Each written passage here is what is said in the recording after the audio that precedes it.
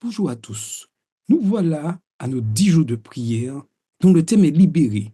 Aujourd'hui, jour 9. Voir et prendre soin des oubliés. Quand les yeux ouverts par l'Esprit deviennent des mains qui relèvent. Texte clé, acte 3, les versets 1 à 10, Matthieu 25, les versets 31 à 46. Les invisibles au bord du chemin. Nous vivons dans un monde saturé d'images, mais paradoxalement aveugles à l'essentiel. Chaque jour, nous croisons des visages fatigués, des vies brisées, des personnes ignorées, sans vraiment les voir. Le jour 9, dont le thème aujourd'hui des 10 jours de prière libérés, nous confronte à une vérité incontournable mais libératrice.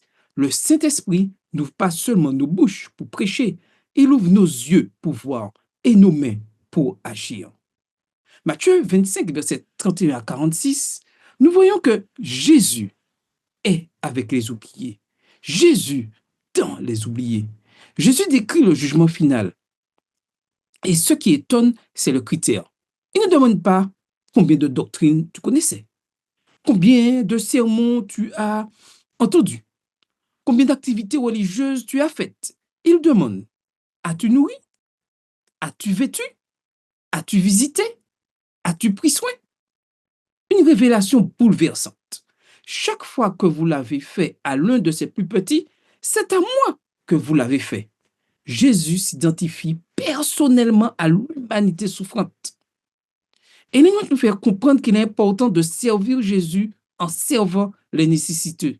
Et elle écrit dans Concern of the Stewardship, page 164, pardon, chaque acte de bonté accompli envers eux au nom de Jésus est accepté par lui comme s'il avait été accompli envers lui-même.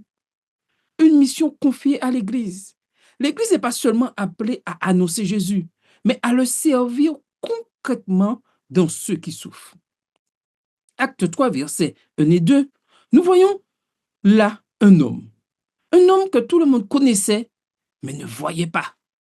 Un homme boiteux de naissance. On le portait chaque jour à la porte du temple. Une ironie tragique. Il est là tous les jours, à la porte du lieu de culte, vu par des milliers et pourtant oublié. La question dérangeante pour chacun de ceux qui sont présents et pour nous aujourd'hui, combien de personnes sont proches de nos églises, connues de vue, mais jamais réellement vues? Pourquoi cette fois-ci, Pierre et Jean voient? Et acte 3, verset 4 dit ceci en résumé, Pierre fixa les yeux sur lui.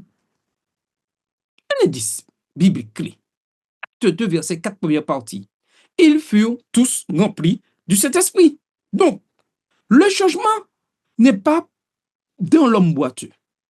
Le changement est dans les disciples. Le Saint-Esprit ouvre les yeux avant les mains.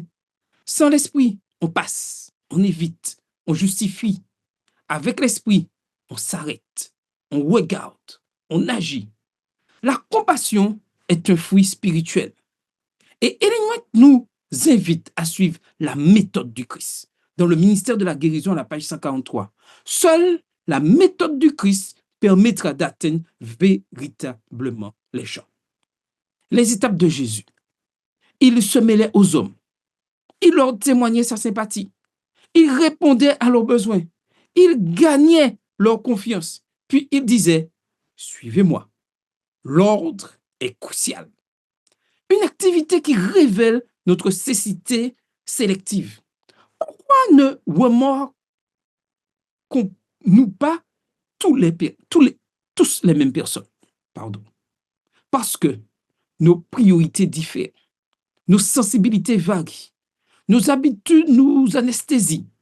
Le Saint-Esprit rééduque notre regard. Acte 3, verset 3 à 6, nous fait comprendre qu'il est important que nous puissions donner ce que l'on a au nom de Jésus. Je n'ai ni argent, ni or, mais ce que j'ai, je te le donne. Une vérité équilibrée. Pierre ne méprise pas l'aide matérielle.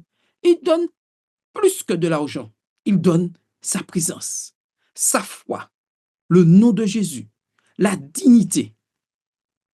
Aujourd'hui, il est important de voir, oui, de voir et être toujours conduit par le Saint-Esprit pour agir. Ils ne disent pas, nous prierons pour toi. Quelqu'un d'autre s'en occupera. Ce n'est pas notre rôle.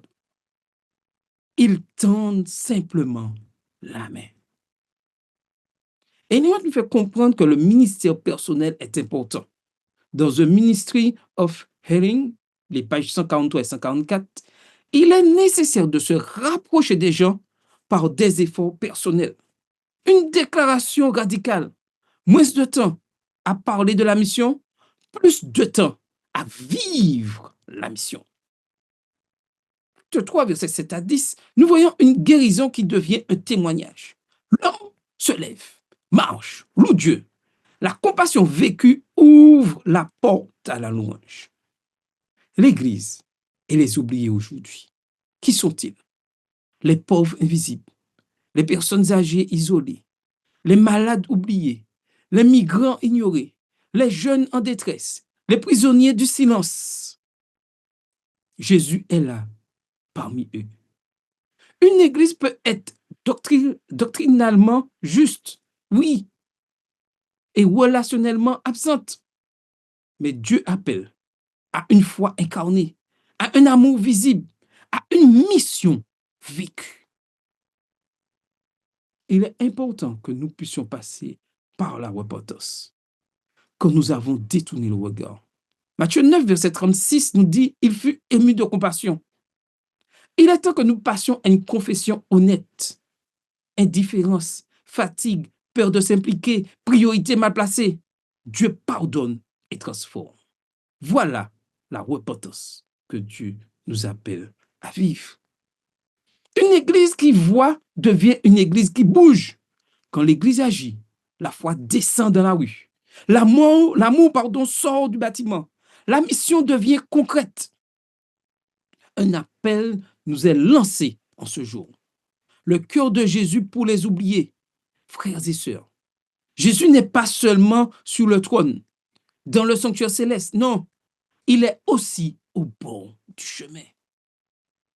Si tu désires voir comme Jésus voit, aimer comme Jésus aime, servir comme Jésus sert, viens avec moi dans la prière. Prions. Seigneur Jésus, ouvre nos yeux, brise notre indifférence, donne-nous ton cœur, que nous te reconnaissions dans les affamés, dans les blessés, dans les oubliés. Fais de ton Église un instrument de guérison, un refuge de compassion, un témoignage vivant. Au nom de Jésus. Amen. Amen. Notre défi des 24 heures du jour 9 demande à Dieu une personne oubliée. Prie pour elle.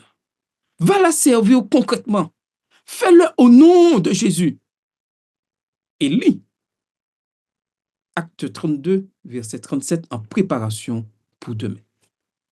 Que le Seigneur vous bénisse. Maranatha, Jésus revient bientôt.